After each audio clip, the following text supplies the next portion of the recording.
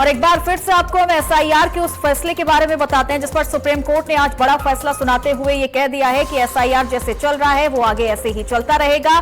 चुनाव आयोग की शक्तियां जो है वो चुनाव आयोग के पास ये अधिकार है कि वो एसआईआर करवाए और अभी जैसे एसआईआर चल रहा है देश में वो आगे ऐसे ही चलता रहेगा और किसी भी तरह की कोई खामी एसआईआर की प्रक्रिया में नहीं पाई गई है। तो ये सुप्रीम कोर्ट के द्वारा आज एक बड़ा फैसला एसआईआर को लेकर सुनाया गया है। ईसी ने कानून के हिसाब से ही काम किया है। ज्यादा जानकारी देने के लिए हमारे नेशनल एडिटर प्रदीप विश्वकर्मा जी हमारे साथ जुड़ गए हैं। प्रदीप जी, किस तरीके का ये फैसला, चूंकि देखिए बहुत महत्वपूर्ण जरूर है, लेकिन अब आगे वो लोग क्या करेंगे जिन्होंने लगातार इसका विरोध किया था और ये कहा था कि एसआईआर की प्रक्रिया में कई तमाम तरह की खामियां पाई गई हैं? बिल्कुल, देखो ये एक बेंच का फैसला है और जिसमें chief justice of India Suryakant के नेतृत्व में ये बेंच बनी थी और उसने ये फैसला सुनाया। पिछली 26 तारीख को इस पे सुनवाई कंप्लीट हो गई थी और फैसले को रिजर्व में रख दिया गया था और आज ये फैसला आया है। ये फैसला विपक्ष के लिए एक बहुत बड़ी नाकामी साबित हो सकता है क्योंकि विपक्ष लगातार एसआईआर पर सवाल खड़े कर रहा था। फिर चाहे वो महाराष्ट्र का चुनाव हो, बिहार का चुनाव हो, खासकर बिहार चुनाव को लेकर के बात करें, वेस्ट बंगाल चुनाव की को लेकर के बात करें, तो इस पर लेकर के ममता बनर्जी भी काफी मुखर रही है और बिहार में राहुल गांधी भी काफी मुखर रहे और इसके लिए करीब करीब आंदोलन तक चलाया। लेकिन अब सुप्रीम कोर्ट ने अपनी सुप्रीम मोहर लगा दी है। उसने उन्हें साफ कर दिया है कि जो पीपुल्स रिप्रेजेंटेटिव एक्ट है उसके तहत जो एसआईआर हो रहा है वो बिल्कुल संवैधानिक है, उसमें किसी प्रकार की कोई खामी नहीं है और जो इलेक्शन कमिश्नर ऑफ इंडिया है उसने सही तरीका अपनाया। उसके पास ये सारे अधिकार हैं कि वो एसआईआर कराए और जिनके पास वैलिड सबूत है, जिनके पास वैलिड पेपर है, उनको ये चुनाव में जाने का, चुनाव प्रक्रिया में भाग लेने का अधिकार है। बाकी लोगों को इसका अधिकार नहीं है। तो जितने भी संवैधानिक अधिकार हैं और जो कि चैलेंज किए गए थे इलेक्शन कमिश्नर ऑफ इंडिया के अधिकारों को लेकर के, उस पर भी तो सुप्रीम मोहर लग गई है कि नहीं, वो उनके अधिकार सुरक्षित है, उनके पास अनलिमिटेड अधिकार है, वो किसी भी स्तर पर जाकर के काम कर सकते हैं। पहली प्राथमिकता है कि कैसे चुनाव को शुद्ध रूप में कराया जाए, जो सही लोग नहीं है उनको बाहर किया जाए। तो एक अपने आप में बहुत बड़ा फैसला है, भारतीय जनता पार्टी के लिए बड़ी जीत है और विपक्ष के लिए ये एक करारा झटका साबित हो सकता है क्योंकि विपक्ष इसको लेकर के काफी लंबे समय तक आंदोलित था और इसको आगे भी आंदोलन। देखिए तमाम तरह के रिएक्शन भी आने लगे हैं क्योंकि बीजेपी नेता आलोक की तरफ से क्या कुछ अब इस फैसले पर कहा गया, पहले हम दर्शकों को वो भी सुनवा देते हैं।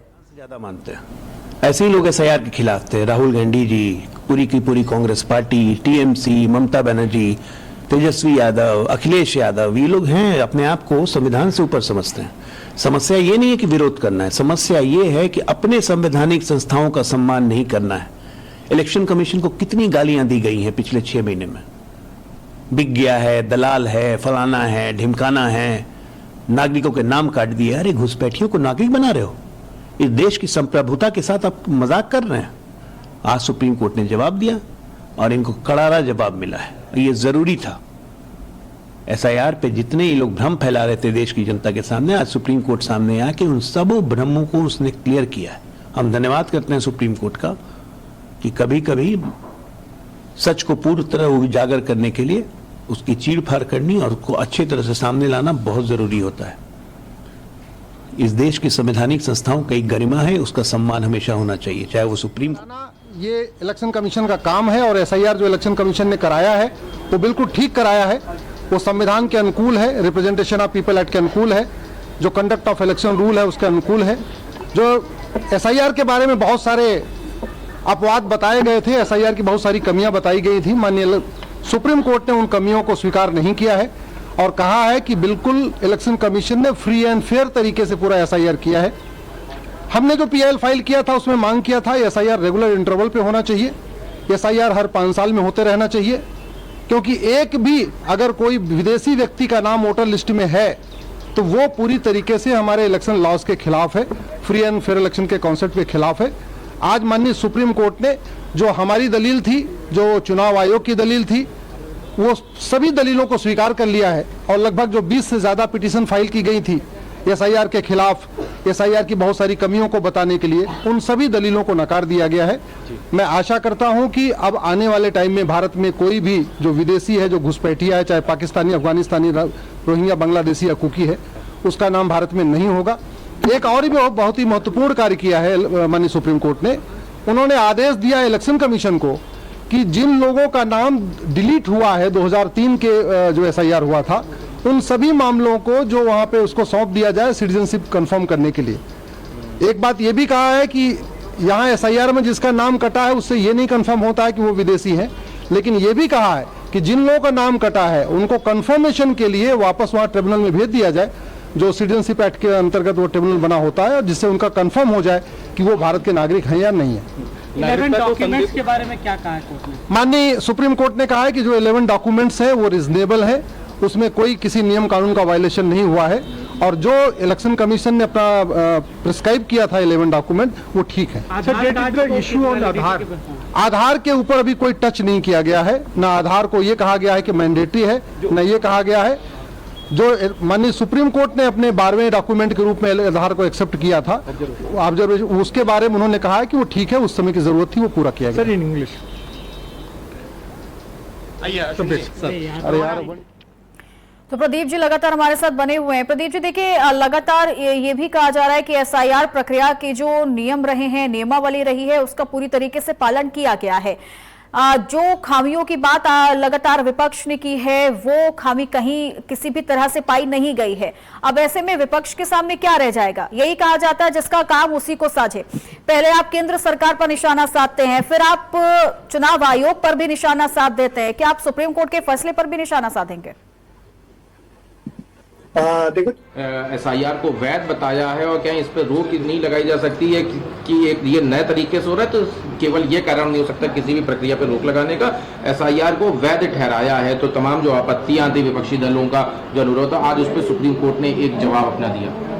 देखिए, सुप्रीम कोर्ट के फैसले का स्वागत है, क्योंकि संविधान में चुनाव आयोग स्वतंत्र है, उसके पास अधिकार है एसआईआर कराने का, उस पर मुहर सुप्रीम कोर्ट ने लगा दी है। विपक्ष के लोग अनर्गल बयानबाजी करते हैं, संविधान के दायरे में अगर कोई काम हो रहा है तो उसका भी विरोध करते हैं। तो अब क्या विपक्ष क्या कहे, क्योंकि यही कारण बताते थे हार का कि एसआईआर की वजह से अब यूपी में भी चुनाव है, तो फिर देखिए वो तो बता दिया।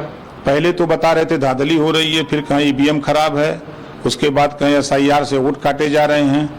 अब सुप्रीम कोर्ट ने भी मुहर लगा दिया, अब तो कोई न कोई बहाना और ढूंढेंगे। अब क्या हो सकते हैं भाई, अब विरोधी के ढूंढेंगे जमाना, बहुत कुछ ढूंढ सकते हैं, कुछ भी कह सकते हैं। प्रदीप जी अपनी बात पूरी कीजिएगा। बिल्कुल। देखो, ये बात सच है कि सुप्रीम कोर्ट ने अपनी सुप्रीम मुहर लगा दी है, तमाम चीजों को वैध करार दे दिया, लेकिन अभी भी थोड़ा इंतजार करना पड़ेगा, क्योंकि पूरा वर्डिक्ट जब तक ना आ जाए और देख ना लिया जाए तो कुछ भी कहना थोड़ा जल्दबाजी होगी। लेकिन कुछ चीजें हैं, जैसे कि जो बात यहाँ पर की गई, जो 20 PIL यहाँ पर दायर की गई थी, उनपे जो कहा गया कि 2003 के बाद जो एसआईआर हुआ था और जो 2024 के बाद से जो एसआईआर हो रहा है, उनके बीच में जो लोग हैं जिनके नाम काटे गए हैं, वो नाम क्यों काटे गए और उनकी जांच क्यों नहीं हुई जा रही? तो क्या जो नाम काटे गए हैं वो अवैध हैं? क्या वो रोहिंग्या या बांग्लादेशी हैं? क्या उनको देश में रहने का अधिकार नहीं? तो इस पर सुप्रीम कोर्ट ने कहा कि नहीं, वो उनका नाम एसआईआर में कटने का ये मतलब कतई नहीं है कि वो देश के नागरिक नहीं है। वो ट्रिब्यूनल में जाए और ट्रिब्यूनल में जाकर के अपने पेपर वहां पर रखें। जो 11 paper election commissioner of India ने बताया है, वो 11 पेपर वहां पर दिखाएं और तब अपनी नागरिकता सिद्ध करें और नागरिक हो जाए। लेकिन आधार की जहां तक बात करें, क्योंकि पिछले समय में सुप्रीम कोर्ट ने कहा था कि आधार को भी आप कंसीडर करिए, उन्होंने कोई आदेश नहीं दिया था इलेक्शन कमिश्नर ऑफ इंडिया को, ये कहा था कि आधार को भी कंसीडर करिए, क्योंकि आधार एक बदले एक्सक्लूजन को लेकर के।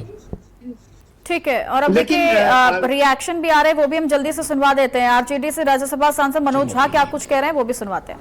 खैर, अब माननीय सर्वोच्च न्यायालय ने ये कहा है तो डिटेल देखते हैं,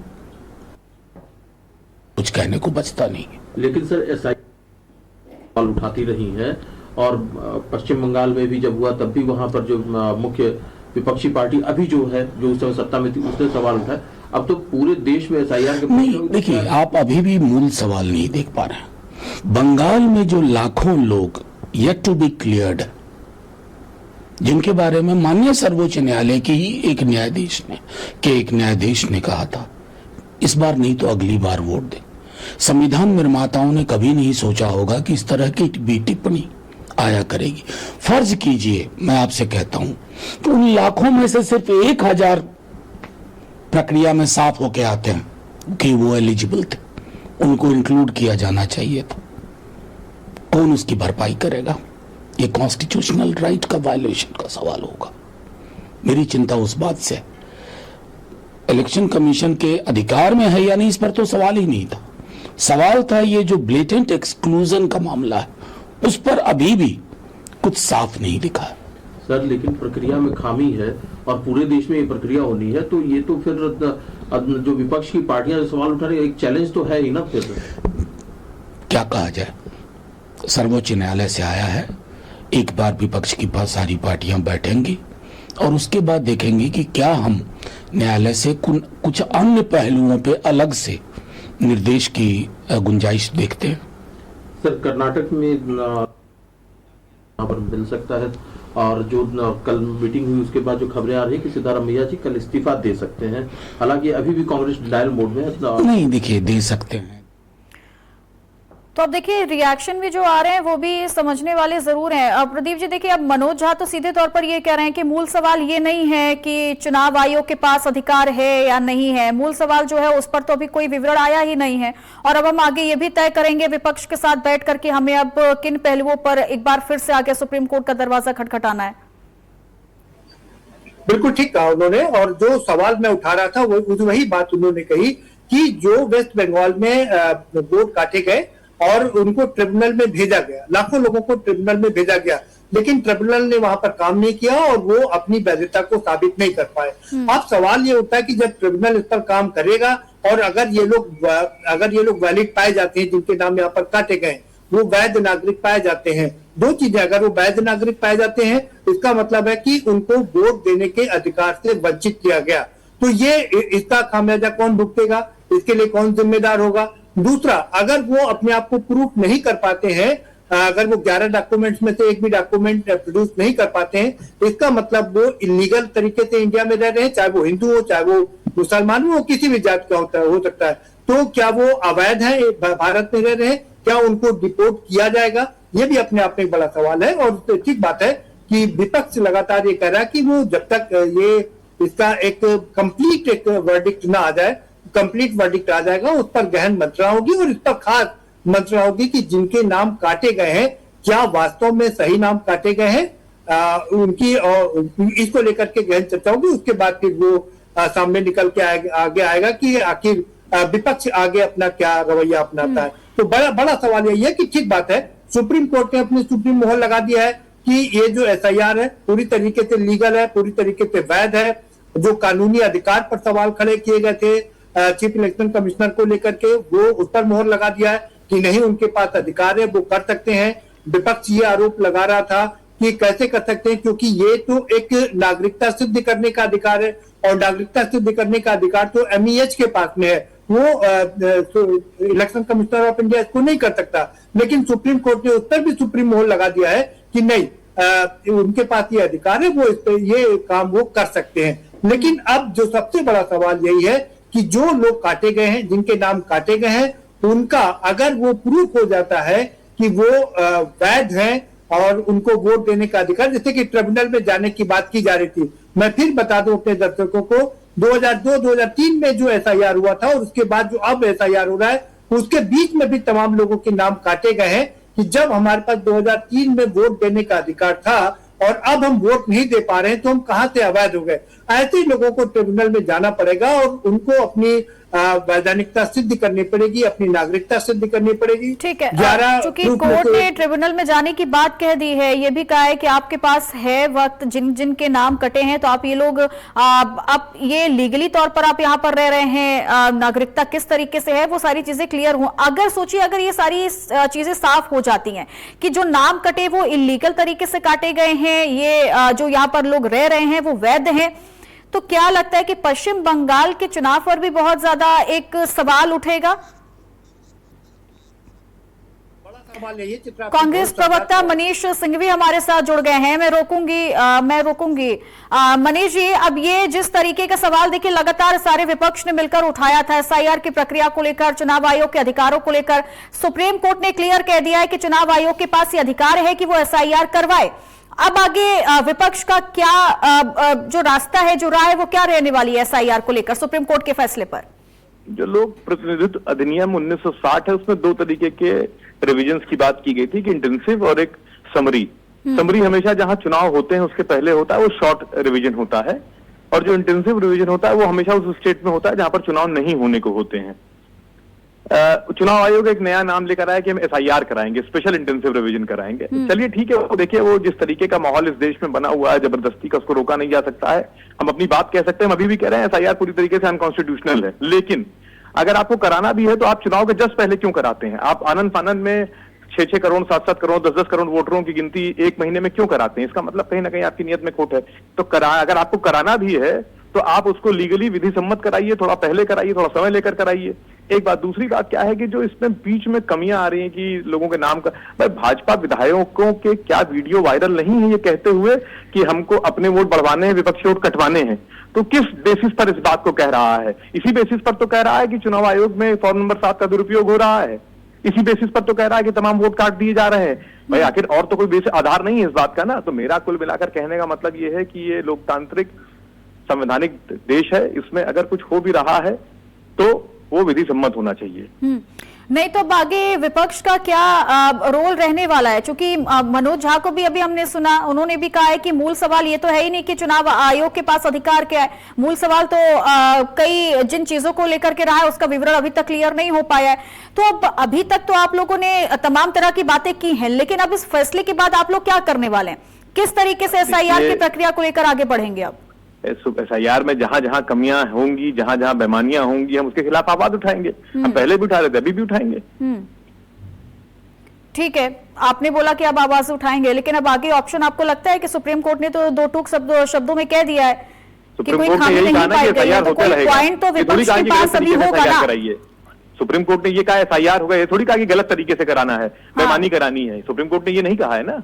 तो बस हम यही तो सवाल है ना मनीष जी, यही तो सवाल है कि अब इसको आप लोग क्लियर कैसे करेंगे? क्योंकि आप लोगों के पास तो मौका था पहले, वो चीज अगर सुप्रीम कोर्ट के सामने नहीं साफ हो पाई है तो अब आगे आप लोग कैसे इसे साफ कर पाएंगे कि नहीं खामी रही है, प्रक्रिया जो थी एसआईआर की वो गलत रही है? हमने तो तमाम सवाल ऐसे बनाए जिनका जवाब सुप्रीम कोर्ट नहीं दे रहा है। हाँ। कोर्ट में भी उस सवालों को रखा है। सवाल बहुत स्पष्ट है कि हमने कहा इस देश में जो माहौल बन गया है, जिस तरीके से जो सही बात है उसको नेग्लेक्ट किया जा रहा है, जैसे 27 लाख वोट करके बंगाल में सुप्रीम कोर्ट ने कहा कि अगली बार चुनाव आपने वोट दे दिया जाएगा। लेकिन हम बड़ी आदर के साथ माननीय कोर्ट से पूछना चाहते हैं कि क्या ये सही है, क्या ये जायज है कि जिन लोगों के वोट करके, क्योंकि लोकतंत्र के पहिए तो दो ही है ना, वोट देने का अधिकार, निष्पक्ष चुनाव। तो अगर वोट देने का अधिकार ही खत्म हो जा रहा है, वोट देने का राइट छीन लिया जा रहा है, तो निष्पक्ष चुनाव कहाँ रह गया? हाँ, लेकिन सुप्रीम कोर्ट ने यह भी कहा है कि जिनके नाम कटे हैं वो ट्रिब्यूनल में जाकर ये स्पष्ट कर सकते हैं और ये दिखा सकते हैं कि नहीं वो वैध है। देखिए यही तो मैं अभी जो अपनी ओपनिंग स्टेटमेंट में यही तो आपसे कहा था कि हम जब तक ट्रिब्यूनल में जाएंगे तब तक चुनाव खत्म हो जाएंगे। तो क्यों एसआईआर इतने आनंद फानंद में कराया जा रहा है? आप वहां कराइए जहां पर समय लेकर कराइए ना, समय के साथ कराइए, ठीक है ना? ठीक है, बहुत बहुत शुक्रिया आपका हमारे साथ जुड़ने के लिए मनीष जी। तो कांग्रेस के नेता थे, वरिष्ठ कांग्रेस नेता हैं, जिन्होंने सीधे तौर पर बोला है कि चुनाव होने से पहले ही एसआईआर की प्रक्रिया जो है उसे शुरू कर दिया जाता है और उसके बाद ये एक बड़ा नुकसान जो है वो वहां की जनता को जरूर उठाना पड़ता है। और कई उन्होंने ये भी बताया है कि कई बीजेपी नेताओं के वीडियो वायरल हुए हैं कि हमें चुनाव जीतना और विपक्ष के वोट कटवाने। प्रदीप जी लगातार हमारे साथ बने हुए हैं। प्रदीप जी, अब देखिए यहाँ पर कांग्रेस की तरफ से भी सीधे तौर पर यही कहना है कि भाई अधिकारों की बात नहीं है, बात यहां पर यही है कि वैधता है या नहीं है, लेकिन हाँ जब चुनाव आ जाते हैं तो इस पर बहुत तेजी दिखा दी जाती है। क्या लगता है कि पश्चिम बंगाल के बाद कई अन्य राज्यों में भी यही कुछ नजर आने वाला है? इसको कैसे क्लियर किया जाएगा? कहां पर जाकर ये पूरा का पूरा मामला जो है वो रुकता हुआ दिखाई देगा? देखो चित्रा, ये मामला अभी यूं ही चलता रहेगा क्योंकि विपक्ष इसको कतई मानने के लिए तैयार नहीं होगा, क्योंकि मनीष सिंघवी एक बड़े नेता है और साथ साथ वकील भी है। बड़ी बात ये है, और उन्होंने जो बात कही वो बड़ी मौजूद बात कही, जो 27 लाख नाम कटे हैं जिनको ट्रिब्यूनल में जाने की बात कही है, लेकिन ट्रिब्यूनल ने अपनी कार्रवाई शुरू नहीं की। अब अगर वो वैध हो जाते हैं तो या दो चीजें, अगर वो वैध हो जाते हैं इसका मतलब है कि उनका जो एक सिविल राइट है, उनके अधिकारों का उल्लंघन हुआ, उनको वोट देने का जो अधिकार था उस अधिकार का उल्लंघन हुआ, उनको वोट क्यों नहीं डालने दिया गया। और अगर वो अपनी वो पूरी नहीं कर पाते हैं, 11 में से कोई भी सर्टिफिकेट नहीं दे पाते हैं, इसका मतलब वो इलीगल तरीके से यहाँ पर रह रहे हैं, तो क्या उनको डिपोर्ट किया जाएगा? और इसमें काफी सारे हिंदू भी हो सकते हैं, तो क्या वो देश के नागरिक नहीं है? क्या उनको देश से बाहर किया जाएगा? ये अपने आप में अभी भी खामी है और इसका जवाब भी सुप्रीम कोर्ट को देना पड़ेगा। क्या उसने उस बात कोई टिप्पणी की है, ये अभी रुक करके देखना पड़ेगा, क्योंकि अभी ये भी तो तय नहीं है कि आखिरकार ट्रिब्यूनल में जाने के बाद वक्त तो अभी और कितना लंबा लग सकता है, कब फैसला आ सकता है, कब ये पता चल सकता है कि वैध हैं या नहीं है। और अगर वैध हो जाते हैं तो निश्चित तौर पर हम कह सकते हैं कि पश्चिम बंगाल के चुनाव पर इसका बहुत बड़ा असर और कई सारे सवाल खड़े हो सकते हैं। बहुत बहुत शुक्रिया आपका हमारे साथ जुड़ने के लिए और तमाम जानकारी साझा करने के लिए।